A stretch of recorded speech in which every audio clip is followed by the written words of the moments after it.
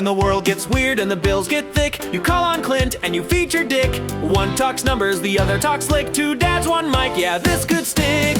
Clint's crunching figures straight to the point. Dick's just here to laugh in the joint. It's the Clinterific Show, featuring Dick. Dick's quick with a joke, Clint's got the math. Together they'll balance your checkbook and your laugh. They'll talk finance, fun, and fatherly fails, with liquidity dreams and 401k tales. So grab your coffee, join us a ticket, the Clinterific Show, featuring Dick. And welcome back, everybody, to the Clinterific Show, episode 13, featuring Dick. Hey, so, that's me. Welcome to our Valentine's episode. We've got some Valentine's themed financial tips, and we've got some Valentine's themes for the Clintorical segment this week. Clintorical segment. Which I completely mailed it in last week. I did a very poor job of guessing the prices of those two things. The first one I wasn't too far off, but the second one I was way off.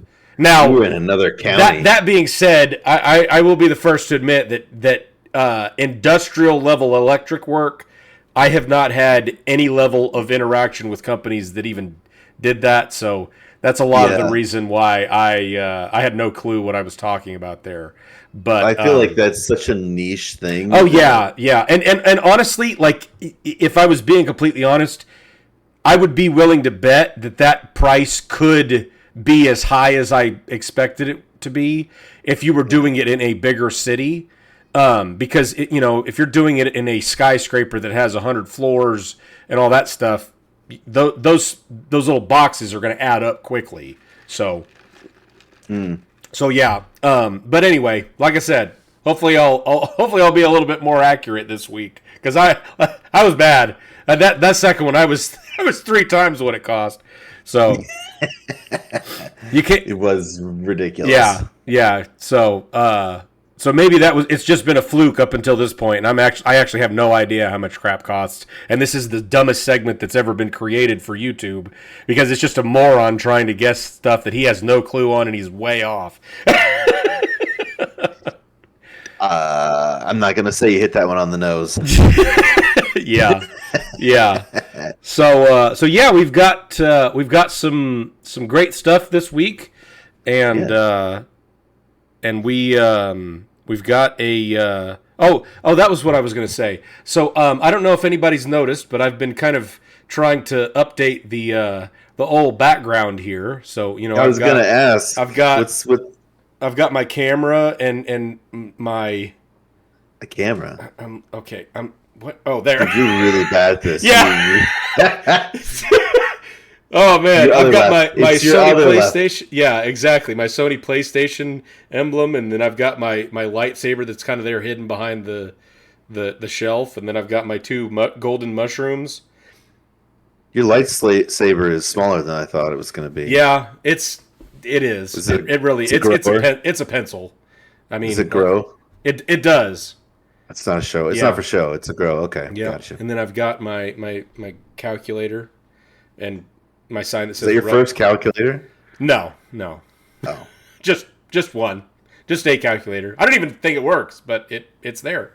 And then I've got my collection of retro SNES games, and then my original copy of The Legend of Zelda 64, Ocarina of Time. That one's worth like $25, I think. So ooh. Yeah, got some good stuff over there. And then would have been worth more if you hadn't taken it out of the packaging.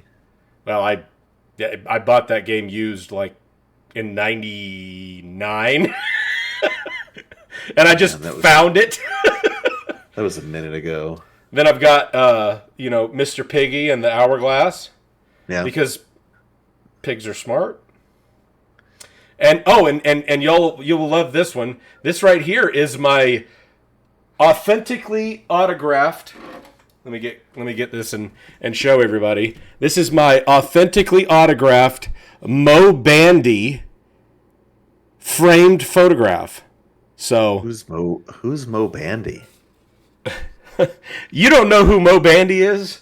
I don't know who Everybody Mo Bandy is. should know who Mo Bandy was. Are you sure you know who Mo Bandy is? I got that as a prank gift for my birthday, like 9 years ago or something like that. I had no idea who it was when I received it, but apparently he is a Texas-born country music singer that kept honky-tonk music alive with his steel guitar and twin fiddles. He is 81 years old. So holy crap, this guy's legit. Yeah. Yeah, I need to go pull him up on Spotify or iTunes or whatever and see if I can find his music, because I don't remember ever hearing it, and most of them were released before even I was born, which is saying something. Oh, yeah. Yeah, but ironically, one of his biggest hits was called Picture in a Frame. So,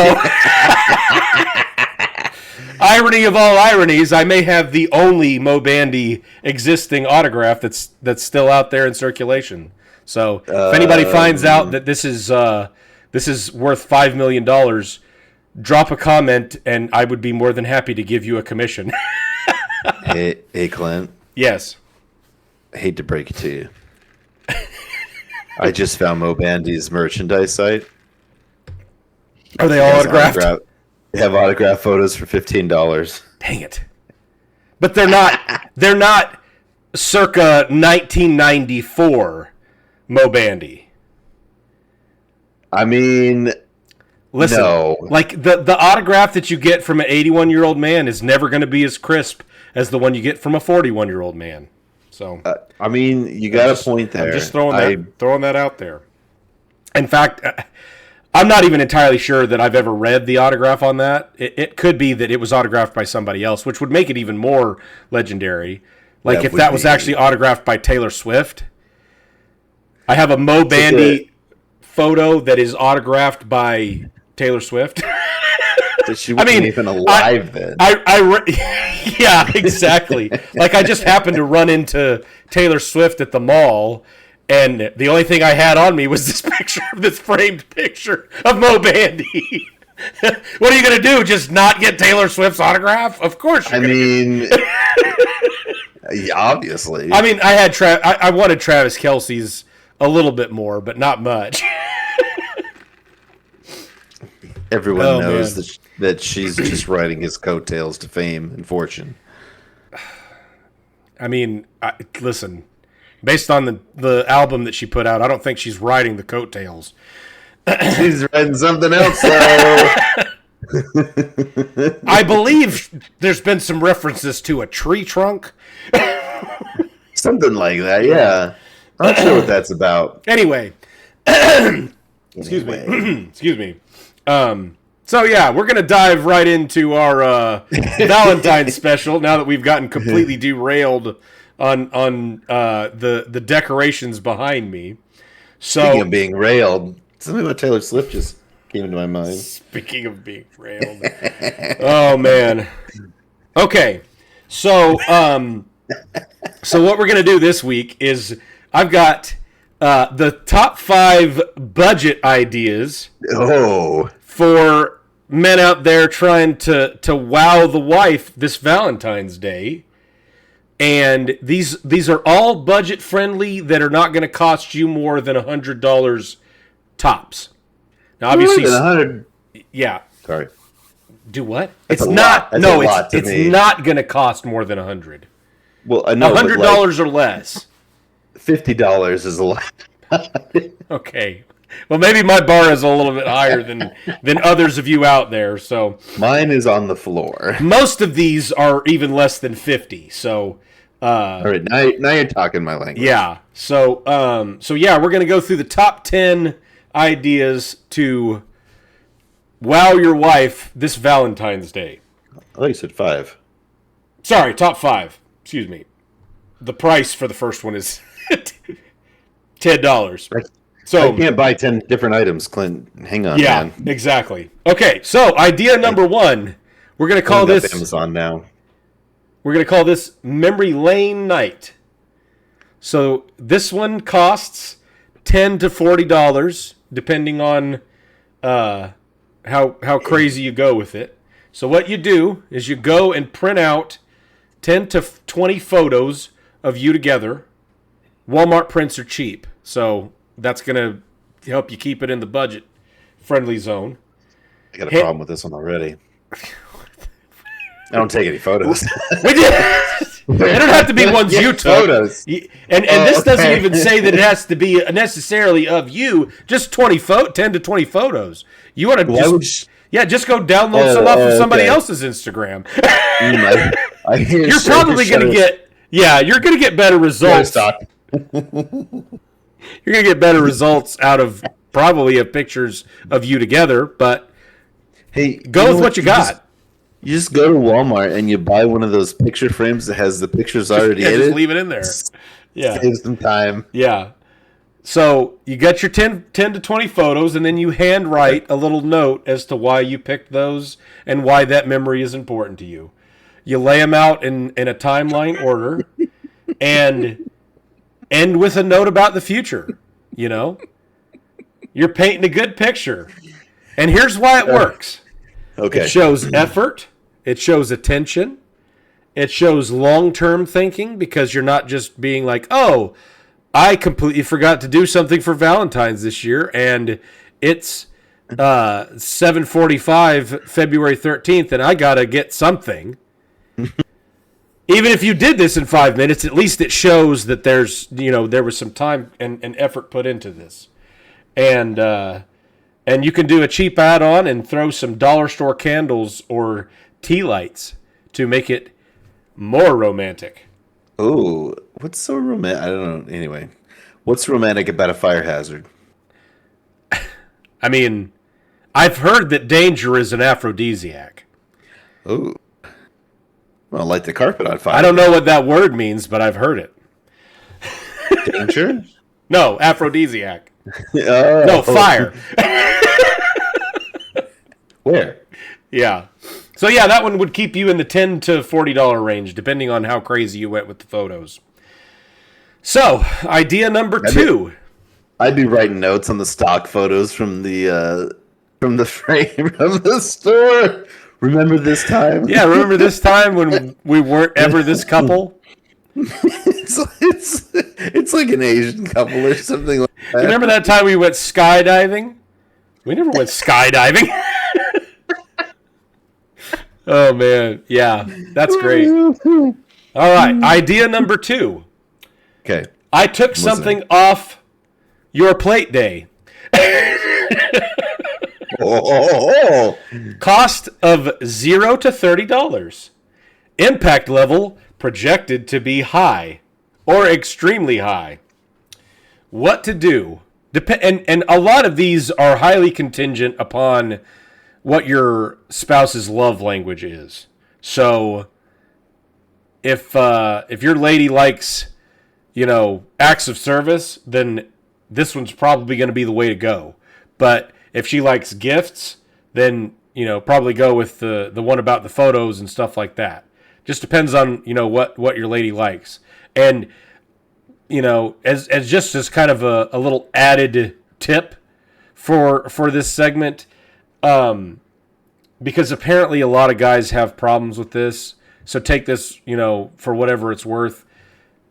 You are trying to communicate love in the way that your spouse receives it, not in the way that you do. So just keep that in mind whenever you're trying to come up with anything for your spouse. You could spend all of the money on the planet for somebody that does not want gifts as an act a act of love, and it doesn't matter how much you spent. They don't care about that. So just kind of keep that in mind. You're trying to deliver the message the way they receive it, not the way you want to give it. So yeah, take 3 to 5 things that they normally handle. Examples: clean out their car, handle the kid bedtime solo, fix something that they've mentioned 10 to 4,000 times, meal prep for the week, things like that. Now, why this works is obviously this is taking stress and workload off of their plate, and especially if this is an acts of service person, this is going to show up way bigger on their radar. And it also feels personal because you're making the effort to intentionally take things that are typically their responsibility. And let's be honest, in any kind of relationship, there's going to be responsibilities that fall on one person or the other. So just, keep that in mind. But it also feels personal and not just, oh, I got, flowers for the 15th Valentine's Day in a row and we went and had Italian food and saw a movie. That's kind of a, not that there's anything wrong with doing those things, but that's kind of a, like I said, generic, whereas basic. This is, yeah, exactly. It's common and consistent. So, yeah, number 2 is I took something off your plate today. Or day. That was number 3. No, that was 2. Counting is hard for some people. This is why I don't handle the money. Yeah. Oh, man. Okay, so here's idea number 3. $25 to $45 at-home restaurant night. Which, yeah. So what you're going to do is you're going to cook one nicer than normal meal. You're going to print out a menu. It may sound dumb, but it's probably going to get you some bonus points. Sounds dumb because it is dumb. Well, yeah, but there is some authenticity there. Like you're giving them a legitimate at-home restaurant experience. And a rose by any other name is still dumb. Well, here's the thing. And I'm not completely disagreeing with you there. But here's what my point is. I like, and this is just me personally, having that cheesy, goofy factor in my relationship. And I know that Anna does too. So being able to have that authenticity to just, yes, it's goofy, and yes, it's, extreme and all this other trash, but it's also, it's just goofy enough to be great. You know what I mean? Like it just feels more authentic that way. So okay. It may work for some people and it may not work for others. Just keeping the idea as authentic as possible in the theme of having a at-home restaurant night. And then you dress slightly nicer than normal, and you instigate a no phone rule. Yeah. So you have to talk to each other. That's where the real test comes in. Oof. Oof. Yeah. So here's some cheap upgrades for it. Do some Spotify music with jazz or acoustic in the background, and have a tablecloth or table runner from Walmart or Dollar Tree. Don't tell them that's where it come from, but have it. It will look nicer. My wife will know. Yeah. Excuse me.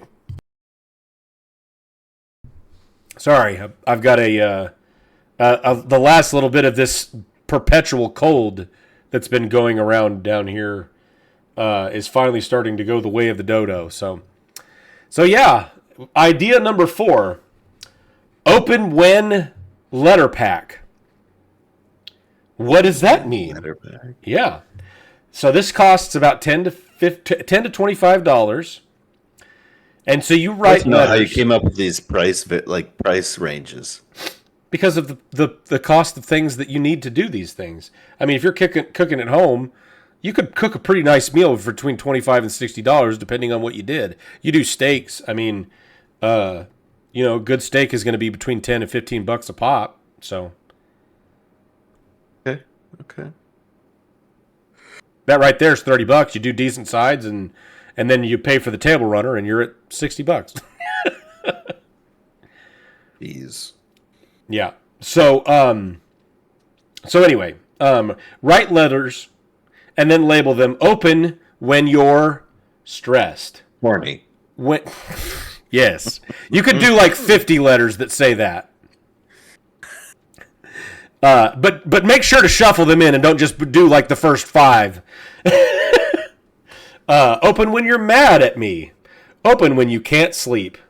Open when you doubt yourself. Open when you miss me. And make sure that the one the letter that you put in the one that says open when you miss me, to say try again. Mine would say don't. Yeah. Yeah. So yeah, this one's kind of a pretty generic one. It's very simple, but if you're trying to tap into the emotional. So how does this work? Like, what you just hand them a stack of envelopes and it tells them what to do and when. It's kind of like those Valentine's coupon books that a lot of couples did for. I don't know how long it was. It's probably been for a long time. Where it's like, oh yeah, this is for a free such and such. Hand job. And yeah, exactly. Of course, they always expire. But the coupon book. Anyway, I know. Yeah. Okay, here's the last idea. Idea number 5. Experience jar. You put future dates that are either pre-planned or prepaid. So you can kind of determine what your own budget is for this. So you've put 5 to 10 different slips of paper inside with ideas for dates and things like that you want to take them on. You give them the jar, and they get to pull out one item from the jar. And this is for ice cream date. So next time we have a date night, this is what we're going to go do. And this is for a hiking trip, and this is for a weekend in the Maldives. And this is when we want to go see the Aztec god of death. Just last year. Yeah, like just get in there and mix it up a little bit, because you're going to get some really, really interesting responses the crazier the items are. So yeah, there's your 5. So you've got your memory lane night with your pictures. You've got I took something off your plate day. You've got the at-home restaurant experience, and then there's the open when letter pack. So that one's kind of paying dividends down the road, and then you've got your experience jar. So you could do a lot of planning now and not have to come up with any original ideas for dates nights in the future. So those are our 5 budget ideas for keeping your Valentine's Day less expensive this year. I got one you can add to that. I'm actually pretty proud of this one. I don't remember if I did it for Valentine's or for anniversary or whatever, but this one takes a little more knowledge of like computer and some gear. But I basically recorded myself saying 3 little words, and I love you. Oh, okay. Yeah. Those 3 little words. I was nowhere close. I mean, no, don't stop.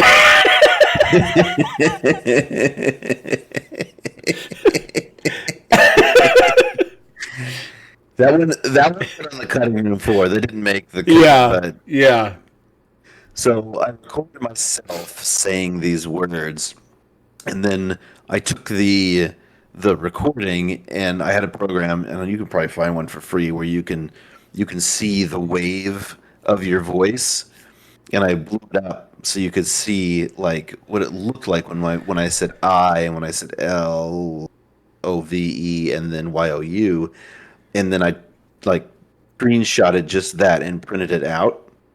Oh, okay.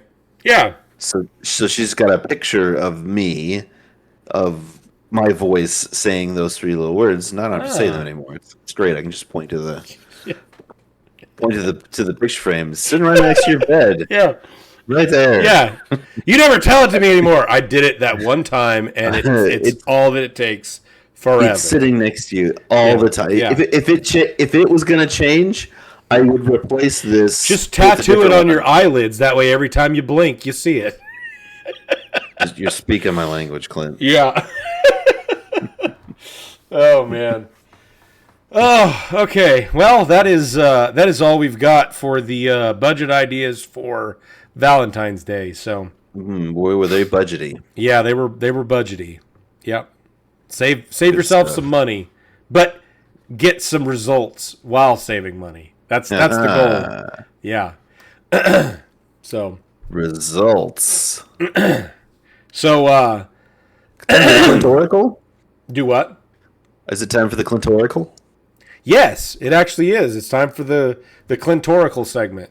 So so we did some Valentine's themed one this week, and yep, we do. Yeah.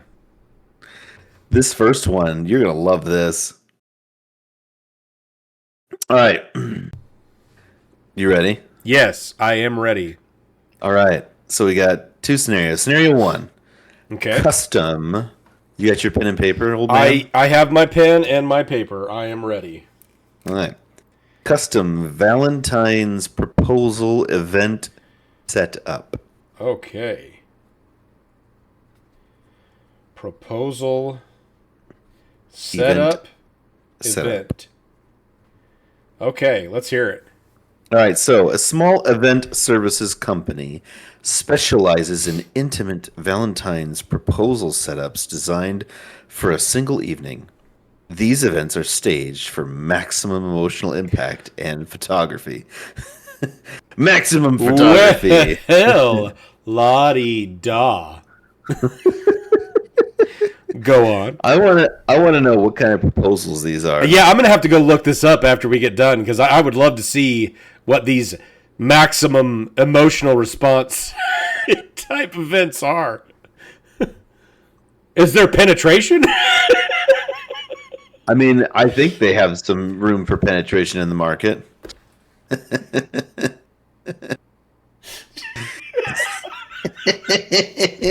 Oh man. Yeah. Okay. Typical setup includes. Okay. You gonna make it through this? I'm ready. Okay. Typical setup includes a decorative arch or focal backdrop. Oh. Focal. Is that like focal backdrop? Is that like the painted canvases they throw down behind your family at the Olin Mills? Yes. Yeah. Oh, is this man. Olin Mills? Is this Olin Mills in disguise? Olin Mills, no one likes you. Yeah. Quit telling me to smile and turn my head. Yeah. Oh man. Yep. Probably. It probably is. They're having to diversify their business strategies because no one goes there to take pictures anymore. That's probably because they found out that they were selling all those pictures to the Epstein group, like everybody else. Right? Yeah. So, oh man, did your family ever go to an Olin Mills studio? I think they did actually. I'm fairly positive that my parents got one of those. They're the ones that were like in the mall, right? Where you would get like the beauty shots and stuff like that. Uh-huh. Yeah, I'm fairly positive that my parents did that when I was probably 5, so they would have been in their early 30s. Dude, those things must have been raking it in back in the day. Yep. Yep. The last one I remember going to was like early 2000s, and it was like me, like my family, and like my dad's family. Yeah. His mom and like his brother and sister. And well, like, cameras started getting cousins. so much more affordable towards around 2006, 2007, to where people could just be like, oh yeah, I've got a digital camera. I don't need to pay $5,000 for a camera that, and then I've got to pay for all the film and everything else. And I think people realize that, like, a mid-range digital camera would do just about as good a job as Olin Mills. And the thing about it is, like, it doesn't need to be a 4K. You're gonna pass around the little wallet size. It doesn't need to be a 4K picture. Yeah, exactly. Yeah. Sorry, I've gotten distracted now. Yeah. Okay, so you've got an arch. You've got an arch and a focal backdrop. Olin Mills is also providing floral arrangements and candles. An LED or marquee sign with a custom message. Oh, okay. Custom. Wonder if my boy Tony is making Custom means more money. It's true. It's true. Set up and tear down on the same night. Okay. Coordination with venue or outdoor location. So they're going to reach out to your venue to coordinate for you, I guess. Okay. So you just kind of tell them where you want to do it. All right. Yeah. Event duration is approximately 90 minutes. Okay. Does it give any kind of indication about how big the team that they're using is or anything like that? It does not. There is nothing about size of team. Is that all of the details? That is all of your details. Other than the price, obviously. Okay. Obviously.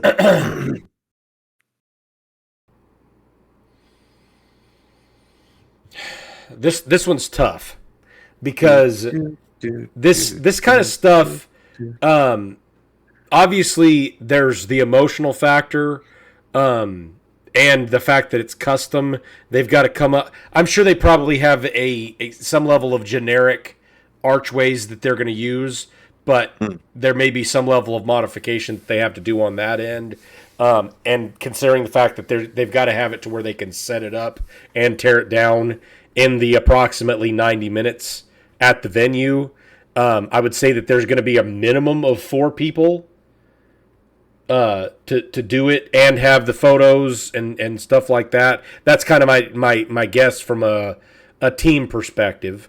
You might be able to do it with 2 if you've got a pretty jacked photographer. But yeah. I don't have big pictures. Yeah. So I'm going to say that based on, this is really just kind of a guess because of the number of people that's involved, that it's probably a little bit more than I would initially think. So I'm going to say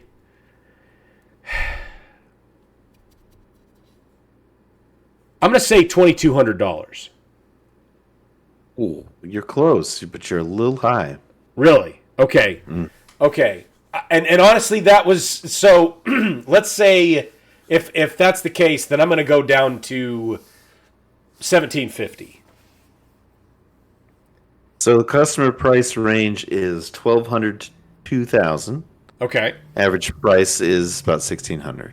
Oh, okay. So I was in the range with the second one, and not completely off with my first guess. So if that is the case, then I would be willing to bet a large amount of money that they have a very specific set of different archways that you can use, and there's not a lot of customization that's going on there. So choose your adventure kind of thing. Yeah, it's pre-made. Yeah. I mean, that would make sense too, because it's like, how are you going to, you know what I mean? Like, there's always going to be someone's like, oh, I want this and this and this. No, you're going to spend so much time trying to track down every little customization that you're not going to make any money on that. Yep. So that was, you said $1,200 to $2,000? Yes. And an average of $1,600. Okay. So yeah, I was 10% high on the top end with my first guess. Yeah. That's not bad though. Not bad. Okay. Better than the last one. Yes. All right. Let's see if I can do better on this next one. All right. Okay. Scenario 2: Valentine's Day chocolate small batch wholesale run. These scenario names read like freaking Amazon product titles. You know what I mean? Yeah. Okay, Valentine's Day chocolate. What was the rest of it? Sorry, I had to blow out my candle. Oh. Valentine's Day chocolate small batch wholesale run. Okay. I don't know what that means, but okay, well, I'm hoping it at least gives you enough context to explain it. Wholesale run. Okay. I can read. You want me to read the? Yeah. It's a specialty chocolatier produces limited run Valentine's Day chocolate assortments sold wholesale to boutiques, florists, and corporate gift providers. Okay, interesting. So think like Like if I send flowers and ask for chocolates with it, the florist is going to have these just generic boxes of chocolate. So it sounds like the customer is not you. It's more like it's a business. Florist. Yeah, it's a B2B type entity. Yeah. Okay. All right. So some production details. Okay. You get one themed assortment with 12 chocolates per box. Okay. Is this price per box or is it like a quantity that you're okay? It's per box. Okay. It's per box. Okay. There's a production run of only 500 boxes. Okay. They come with custom Valentine's packaging and branding. There's a 2-week production window. And unsold inventory has minimal value after the holiday. Yeah, obviously, because, right. It's not going to last till the next Valentine's Day. No, it's not. Okay. So it sounds like you get, so they're obviously it's a themed thing, and they only make about 500, and only within about 2 weeks. So if you don't get your order in, you're going to be SOL. Right. Okay. Now, does it give you any kind of like branding or anything, or is this just kind of generic boxed chocolate? It says custom Valentine's packaging and branding. Okay. I don't know if that's your custom branding or their custom branding. Right. Okay. And you said it was 12 pieces of chocolate? 12 chocolates per box, 500 boxes. Okay. Wait. Okay. So it's 12 pieces of chocolate, and you're getting 500 in an order? It says production run of 500 boxes. Okay. So is the price reflecting the 500 boxes, or is it priced at X dollars per box and you pay that 500 times? There's a wholesale price range per box. Per box. Okay. Yeah.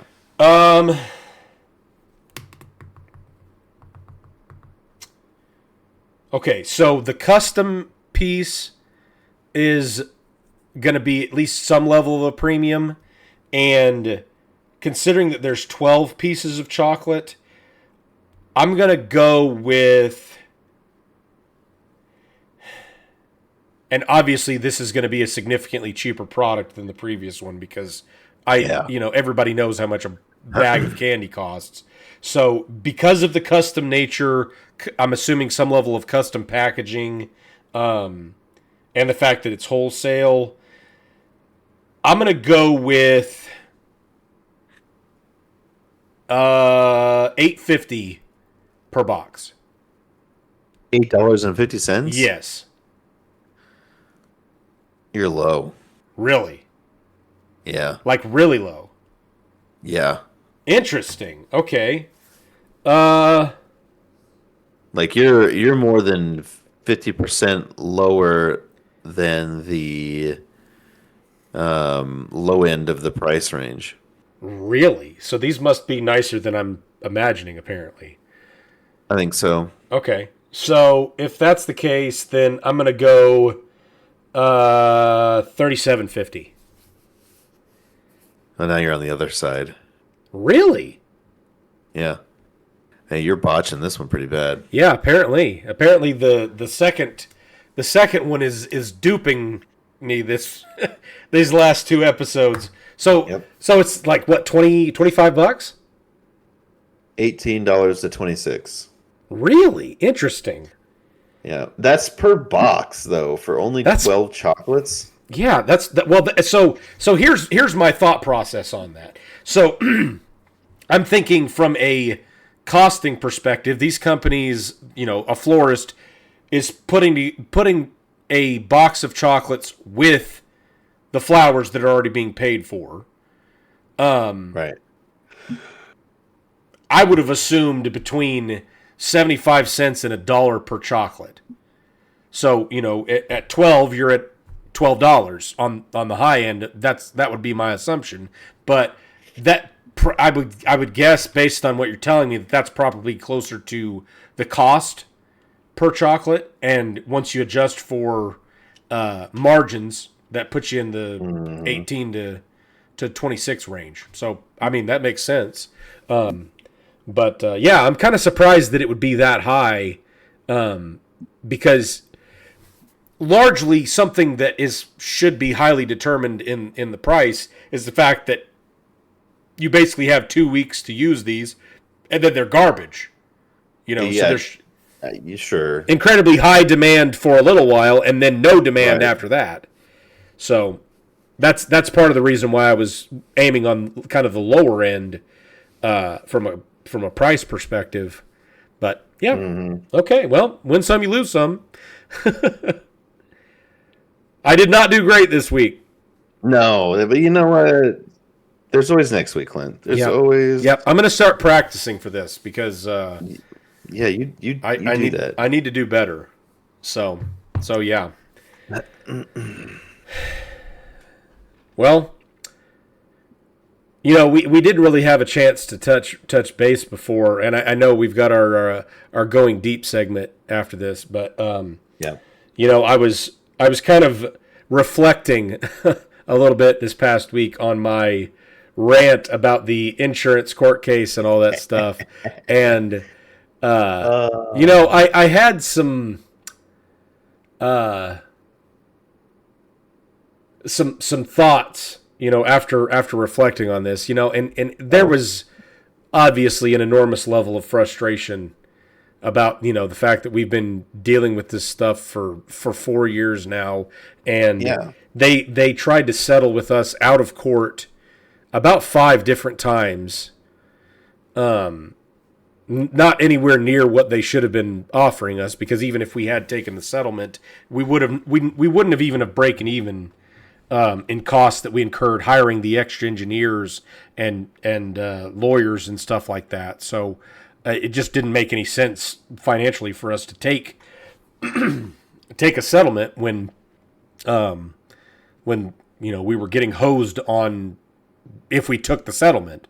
So it was a better idea for us to take it to court. But one of the things that after kind of reflecting on this for the past week, and this is not just from the perspective of dealing with this court case. This is kind of just a underlying tone about really the world that we live in right now. There is an enormous level of deceit and fraud and, just downright garbage behavior going on in our society. And it's turned into a lot of ways where people are being rewarded for bad behavior.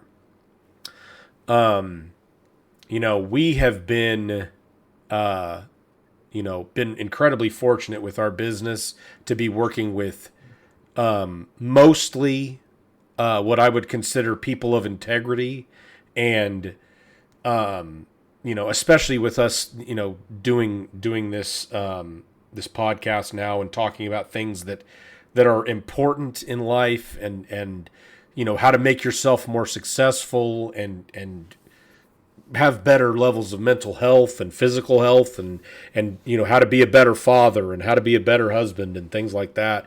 And one of the biggest things on this planet that I am so disheartened by recently is the level of lack of integrity that there is for just kind of the norm for people anymore. And I really do hope that this is something that can be turned around, but it just seems like the way that society is going, it's going to get a whole lot worse before it gets any level of better.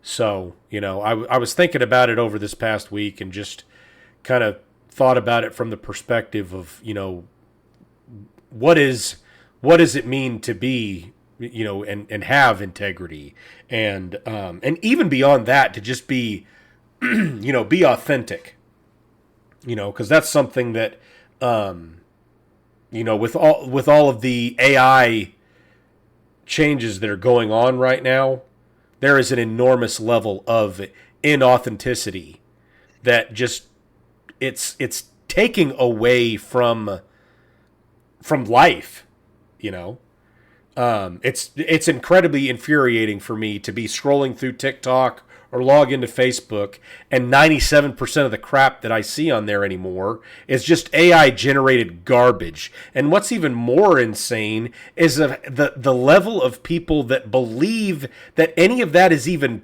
close to possible, much less real. Yeah. I saw a video the other day. It was a video of this couple at the zoo.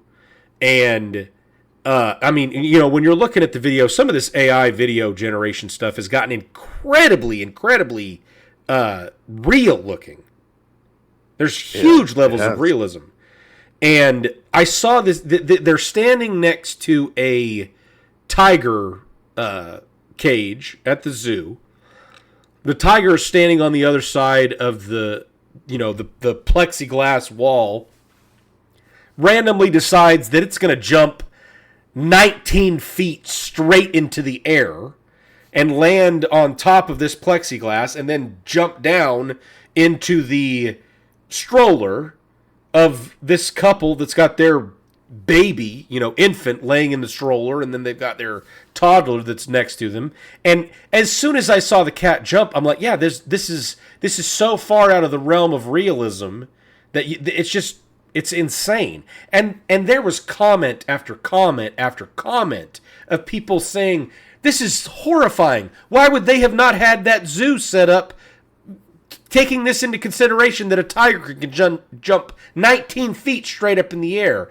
And I'm sitting there thinking, how in the world are you not familiar enough with what's going on in the world to look at that and say, hey, there's something off here. I don't believe that. It's crazy to me, Yeah. So anyway, I was just kind of doing some reflection this past week, and I'll be perfectly honest, it kind of got me down a little bit, to go into a situation where you feel like you've been preparing for battle for the past 4 years, and then to get to it and find out that, you've been hamstrung by the system that you thought was designed to help you. And it's not designed to help you. It's designed to make things as unfair as possible. And allow you to only bring in information that you can prove definitively based on what they consider is acceptable for you to bring to the table. So, I just was kind of reflecting on that, and I thought that I should add some additional notes to my rant last week, because I was so pissed off when we got on the podcast that I was surprised that anything I said was any level of coherent at all, because I was hot.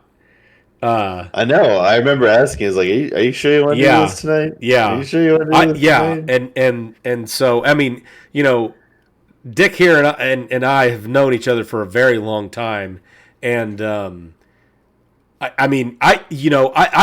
know that I used to get mad playing like games and stuff like that, and I'll be the first to admit that I've got a definite temper, but I don't know that I've been that angry or upset in a very, very long time. Yeah, you were pretty hot under the collar from that. Yeah.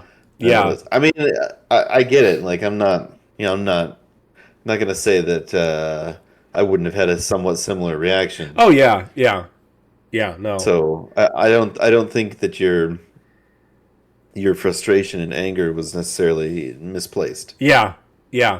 And really, what I think probably made me more angry about it, the more I was able to reflect on it, was the fact that I felt like things should be different, and realized that the way that I thought things were in society, in the world, in our government, and all that stuff, I've just been proven way too often in the last 6 months that's just not the way the world is anymore. and it's discouraging, and it's one of the biggest reasons why, for me personally, why I wanted to do this podcast, because the reality is I want to be able to, and I'm sure Dick here thinks the same thing, that we would like to bring some level of authenticity to giving you real financial tips and mental health tips and physical tips from how do you take care of yourself better, how do you be a better father, because I've been a father, and I'm not going to pretend like I'm a master of the craft by any stretch of the imagination, but I've got 2 kids that are incredibly smart and incredibly caring, and I've been incredibly blessed in that regard, and to be able to have that, as far as I'm concerned, it's an incredible level of success, from my perspective. So if I can share any level of knowledge with the world at large or at small, whatever, I want to do that. So anyway, speaking of segues, we're going to segue after that whole derailment into our going deep segment this week. So, Mr. Dick, do you have a going deep thought for the day? I sure do. There was something you said that really kind of like, now I'm trying to remember what it was you just said like a few minutes ago that kind of tied into what I was going to talk about. I can't remember what it was now. I'm getting old. My memory is failing. But this morning I talked a little bit in my Just a Tip about what does it cost? What's the cost? Because everything we do, or decisions that we make, they all have some kind of cost to us. And I got the idea for this. I was watching a video this morning, a video from a YouTube channel called Healthy Gamer GG. I don't know if you've ever seen any of these. I think I have. He's like this Dr. K is what he calls himself. He's like some kind of psychologist. Yes, I've seen some of his stuff. Right, and he talks about mental health issues a lot, and I've only watched like a couple of his videos, but this one popped up on my recommendations, and so it was like in like 10 minutes. I was like, what could it hurt? I'll watch this video. And and he was talking about self-help, because he's kind of in that self-help like community, right? Because it's kind of his thing, right? And he was talking about how a lot of times we watch videos while we do something else. Oh yeah, it's just kind of background noise, and yeah, videos or podcasts or right. And he said what he was saying was like, when we are approaching it like that, it becomes less self-help and more just entertainment, because we're not fully focused on it. Yeah. Which is, I was like, oh yeah, you're right. Like absolutely. If I'm not fully focused on what it is that I'm like in consuming, right, then is it really having an impact on me? Yeah. And even beyond that, is it actually even entertainment at that point? Because it's like, are you really even absorbing it in any meaningful way, or is it just kind of white noise that's going on in the background that's just, this is something that's happening, Well, and like I know there's some research out there that talks about how like multitasking isn't actually a thing. Like your brain's only focused on one of those things. Right. And I know that's especially true for us men, because we tend to hyper-focus a lot more than women. And if you've ever been a man, that's true. Just like... I think I have. Yeah. I mean, it's to a point where, like if you're like Clint and I, and you're married, and you've been with your wife or your significant other for a period of time, you probably have been able to recognize that when you sit down to do something, you do that thing and only that thing.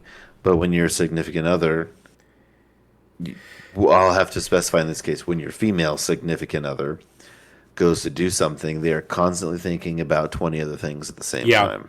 Yep. And they're probably trying to talk to you about it while you're trying to do your one thing and focus on it. Yeah. So when we're talking about what does it cost, like if we're talking about improving something in our life, like what is the cost of that? Right. Well, Yep. it has to be intentionality, right? We have to have intentionality in anything that we're going to do if we want to see success in it. Whether it's some kind of self improvement or learning, something new. Like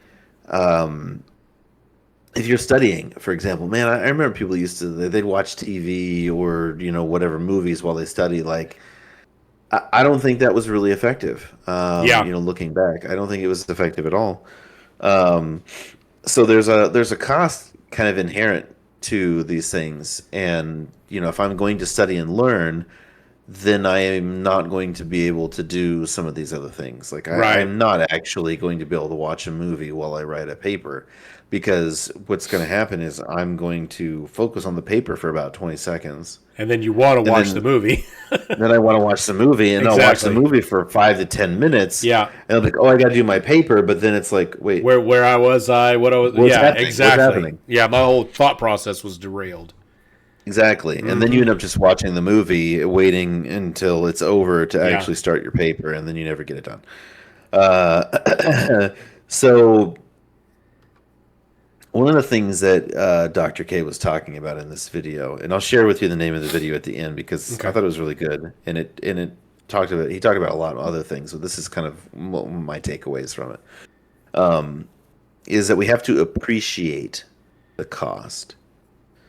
And when you think about, because we talked about back at the last month, we talked about New Year's resolutions and how I hate New Year's resolutions, and how people that start them often fail because they don't take into account what it will cost them to achieve this thing. So we get focused on the goal. We get focused on, like, I'm going to be rich and famous. Well, you don't take into account that that takes an enormous amount of time, effort, practice, and also missing out on a lot of things. Yeah. Yep. Very true. Just to kind of tie it into kind of one of the national phenomenons we have, which is professional football.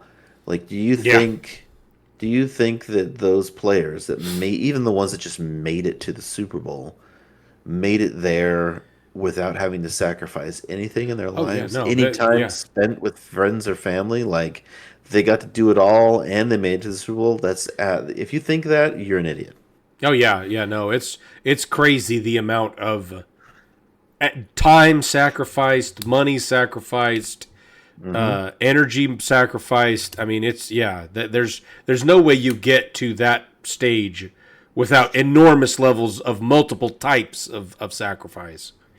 Right. And so the idea of appreciating the cost is looking at what your end goal is and recognizing what you're going to have to give up, how are you going to have to change, and saying that sacrifice, that cost, is worth the goal that I want to get to.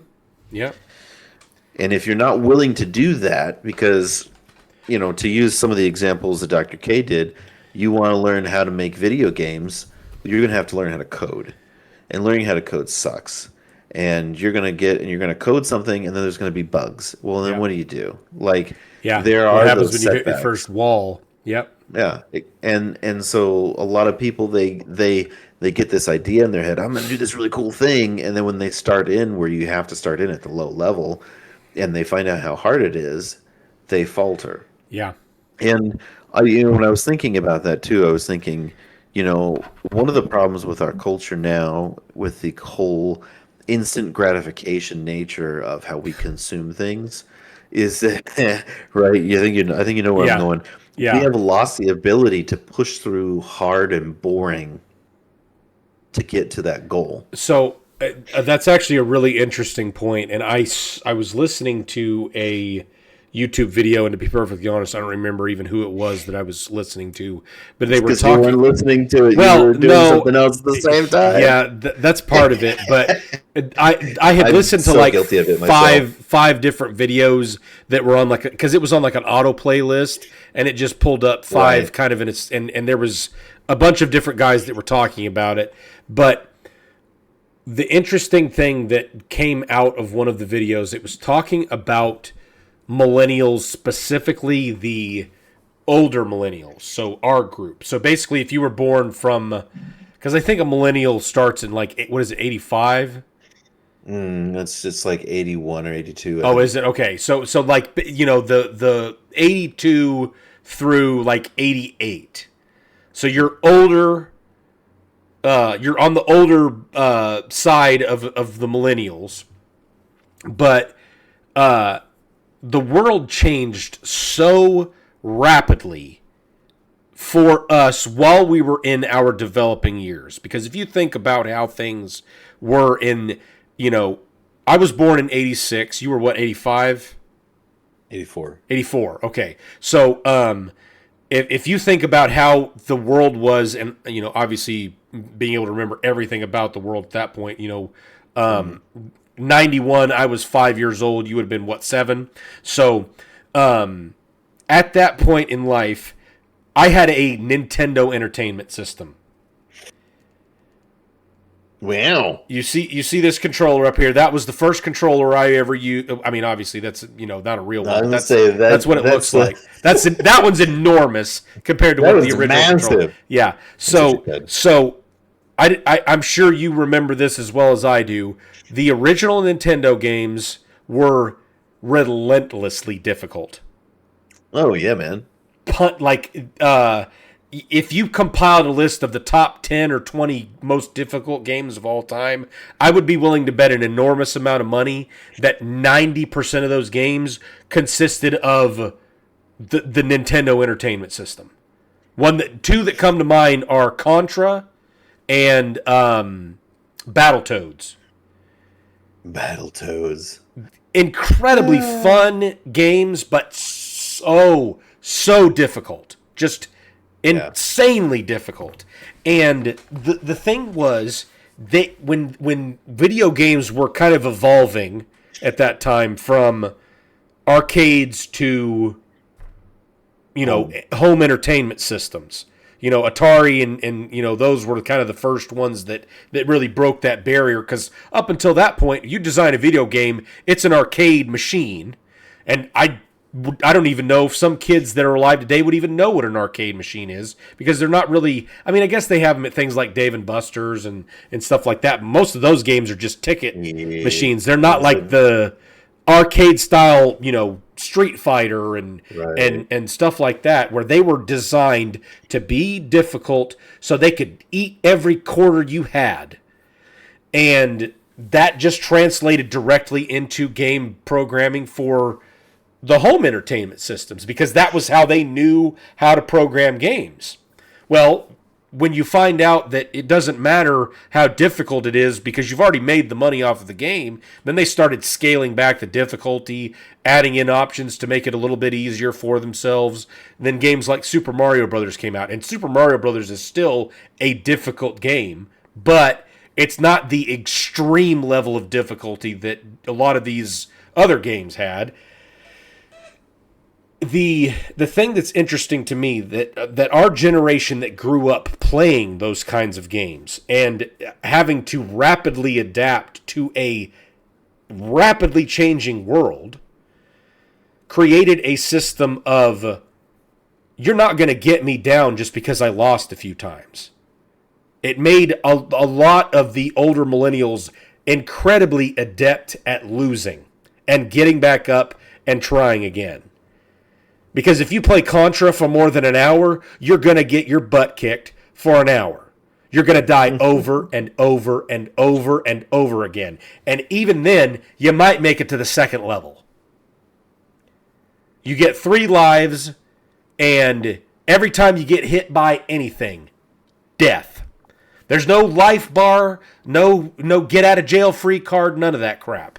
And so, like I said, punishingly difficult. So you figure out how to, and I mean, obviously, there wasn't the internet. There was no way for you to go and figure out what's the best strategy and how to keep track of this stuff. You just brute forced and tried and tried and tried until you made it through. And that trial and error perspective that those older millennials developed in that, because there was things like that. There's the internet that came about, but not even just that. There's also things where the economy was doing this during our entire life. I mean, if you think about how old you were, so you would in 2008, the economy collapsed. I mean, I remember, and honestly, even before that, in 2001, when 9/11 happened, the economy just went insane after that happened. I went down to my cousin's wedding in December of 2001. So this was 3 months after 9/11 happened. I vaguely remember gas prices before that being around $1.10, maybe. It shot up to $2. Everybody lost their minds. Yeah. And then, and that was like a month, maybe. Yeah. And then it kind of went back down to where it was. And then the bottom fell out of the pricing. We went to my cousin's wedding in December. We filled up my uncle's Toyota Camry for $8. It was 64 cents a gallon. Wow. And it had the big, I think it had the 16-gallon tank, but it was like $8 to fill it from completely empty all the way to full. Wow. Yeah. And so, you see that, and I was 15 at the time. And then by the time I'm 21, the economy is falling apart again. And then, we've been staving off an economic collapse for the last 5-6 years now. Yeah. And it's going to happen eventually. It has to. The economy cannot be in a constant state of always on the uptick. And so anyway, all that to be said, the mentality about being able to force yourself to grow, and yeah, you may get your ass kicked sometimes, and that's okay. That should not stop you from getting up and trying again.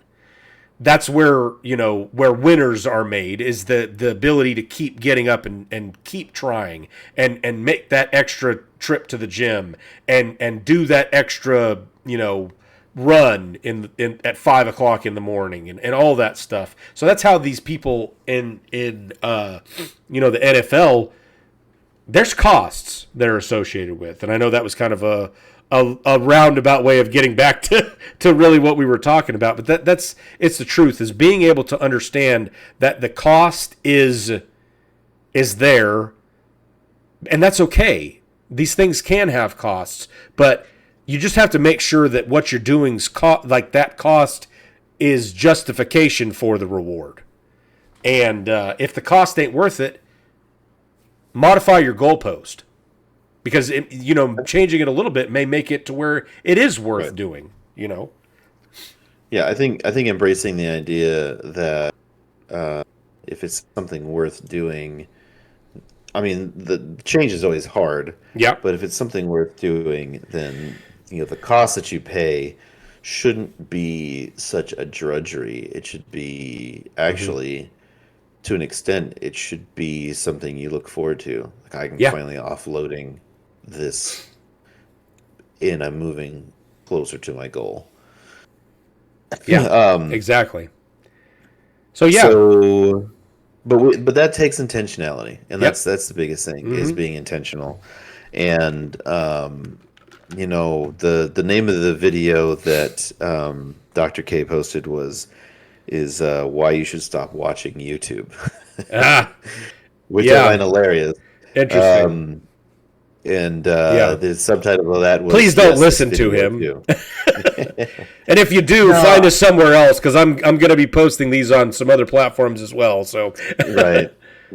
His point though is like, don't just watch it, like just let it run. Like if it's going to be something you want, if you want to make a change, and this is part of how you make a change, then be intentional about watching it.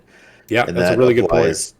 That applies to self-help as well as it does to things like learning how to fix a car, cook a meal, anything. Yep. Like there's great content, and I would even say the more boring the content out there is, it's probably the more worthwhile.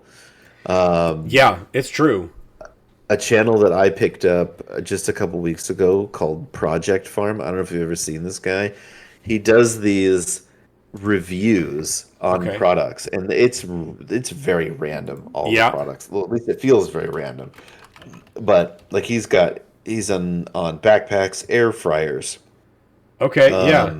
solar battery chargers, screwdrivers, all kinds of stuff, and he does these like 20-minute reviews where it's like him talking at fast, like he talks fast, and he's giving you very like technical details about every single one, and he finds a way to measure all of them against these same like benchmarks, and then he gives graphs at the end, and it's like it's not super exciting stuff, but man, interesting. If you want, like, I watched his newest one about power stations because like it's something I've been interested in lately, and I was like, I learned a lot. Like, if you want to get like a portable power station to take with you, say we got a big camping trip coming up this summer. If I want to get a portable power station to take with us while we're on our camping trip, well, which one do I want? You don't always want the cheapest one. You want the expensive ones. Best value for what you're looking for. Right. Yeah. But this guy took like a half dozen or so of like the most popular ones or whatever, and of all price ranges, and was like tested all of this stuff on them, and it's like, well, now I've got a much more I got a lot more information. I can make a more informed decision. Yeah. And that is the awesome part about YouTube and like the internet, is that if you want to learn something, there is information out there, but like if you're going to learn something, be intentional and be present in that information you're consuming with the purpose of learning and improving. Definitely. Yeah. Good thought. I like that one. That actually did remind me while we were talking about this, though. So this is kind of a completely off of topic, but it does have a little bit of a connection to what you were just talking about. So I love watching movies. It's no surprise to anybody that's ever talked to me that a good comedy is one of my favorite things to watch. And to be perfectly honest, I felt like there has been an enormous lack of just quality movies anymore. And I say that understanding that there's some level of irony, considering this movie up here is my favorite movie of all time, which is Hot Rod. But whenever I do see a movie or a TV show or something like that I just feel like is a step above what's normal right now, I definitely want to call it out. And Anna and I have been watching the new Game of Thrones series. I don't know if you watched all of the ones on the original Game of Thrones books, but I did not. Yeah, I to be perfectly honest, I would say that the first 6 seasons of that show, some of the greatest television and film that has ever been made. It was so incredibly well acted, well done, well made. Just incredible levels of quality and attention to detail went into that. And then it got to the last 2 or 3 seasons, and it was just like it took a complete nosedive because the showrunners just kind of mailed it in. Well, and I hated that. But they also didn't have they didn't have books to go off. Right, and I understand that, and so even adjusting for that, because Which is why I stopped watching it. Yeah, and honestly, as far as I understand, George R.R. Martin was still involved with at least giving them a huge amount of information with the way he was intending to take the story at the time. Now, I don't know if that's the way that it ended, because I believe he gave them... Still hasn't finished it. He right. still hasn't finished exactly, yeah, which is what's even more frustrating, because he's just completely given up on finishing these books and moved on to the... Okay, well, I'm just going to keep doing these these shows. So the House of the Dragon came out, and that one's been infuriating because of these stupid long delays between each of these seasons. Yeah. Well, I mean, if it gets you good content, I bet you he gave up on the books because the TV show ended exactly the way he was going to write it, and everybody he got such backlash. Yeah, he's like, oh well, that didn't work. I've got to start over. Yeah, that's probably not far from the truth. But anyway, just recently, this new show that is in the Game of Thrones universe called a Knight of the Seven Kingdoms. Right. It's about Sir Duncan the Tall. Anyway, it is, at least to a good extent, as far as I'm concerned, redeeming HBO from a TV show perspective. There's been 4 episodes that have come out so far, and it's been excellent from a perspective of seeing a character that you both are rooting for and is worth rooting for. Mm-hmm.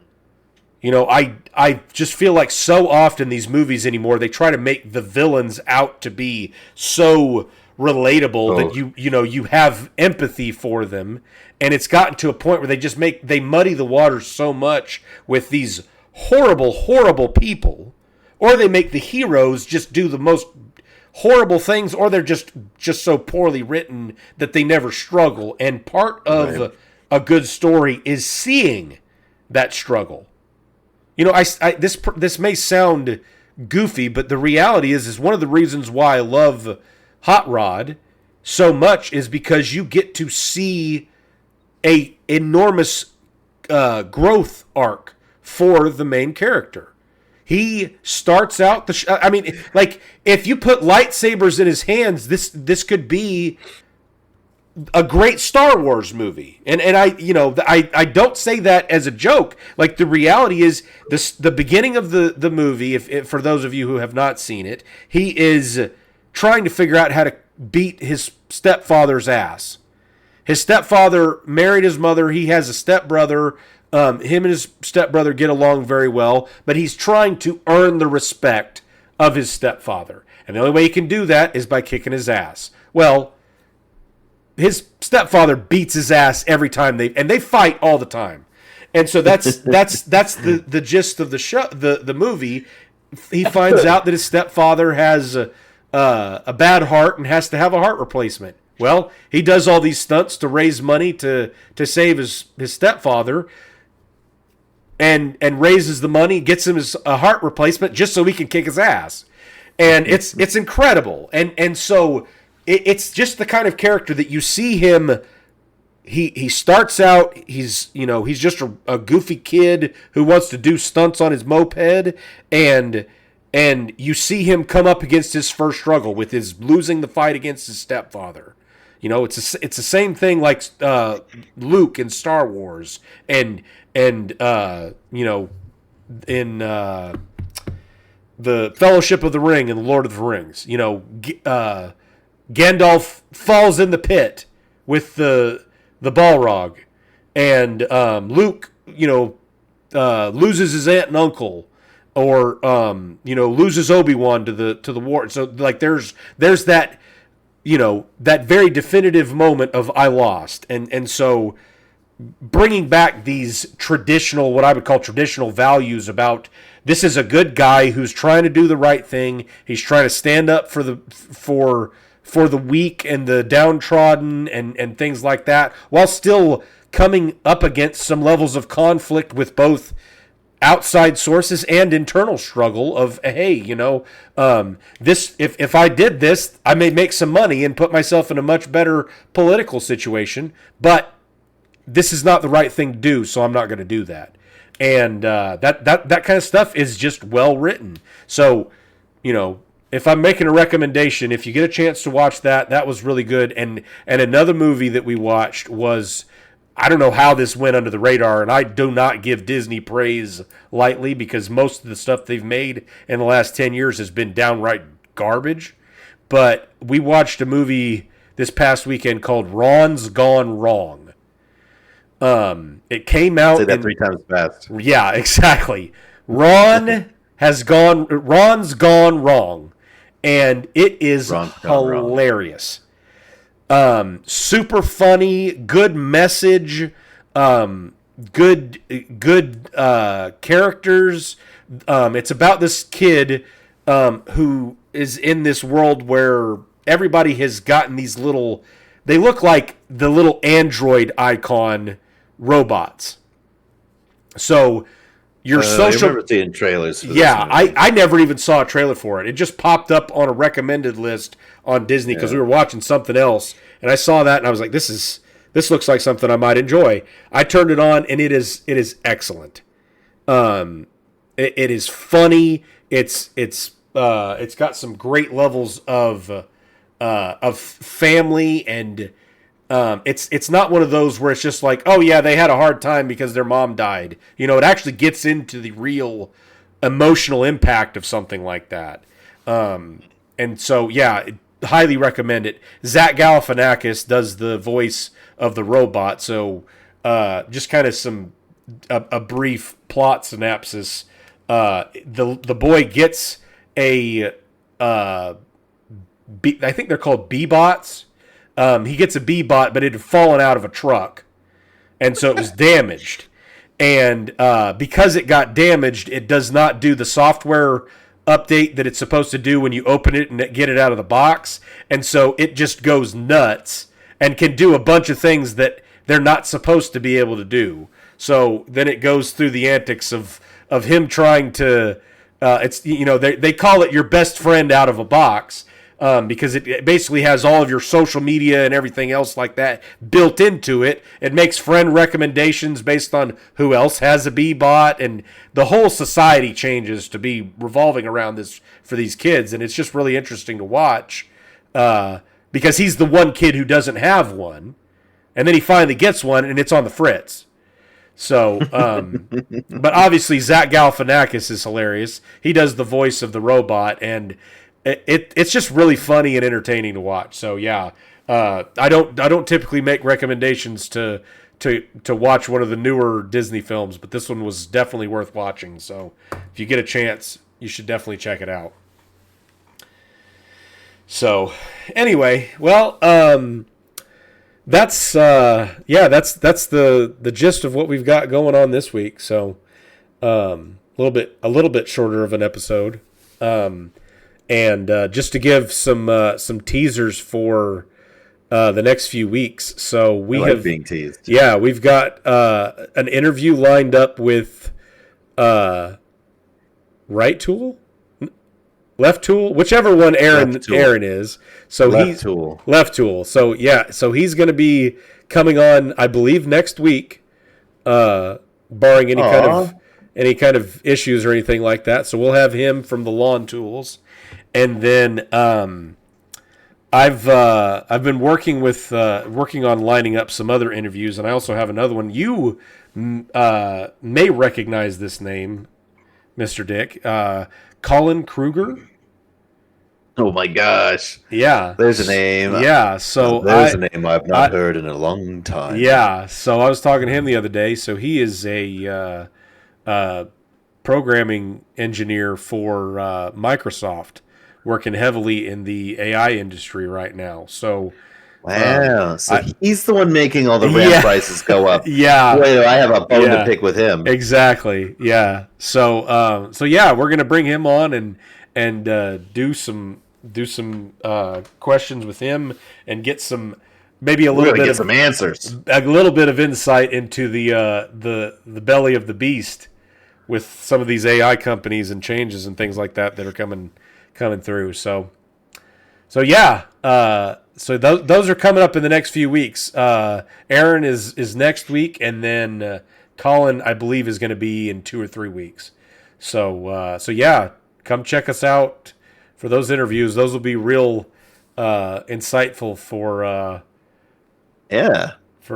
people who are wanting some context and understanding about the AI industry, which obviously is huge right now. So That's true. So yeah, It's thanks everybody for stopping by, and like Mr. Dick always says, go out there and make today a good one. Yeah. We'll see y'all next week, and make sure to like and subscribe. If you want to throw some comments, even if it's hate-filled rage bait, let's see what we can. Those are my get out favorite. There. Yeah, just fondle and grope the like button and yeah, we'll see you next week.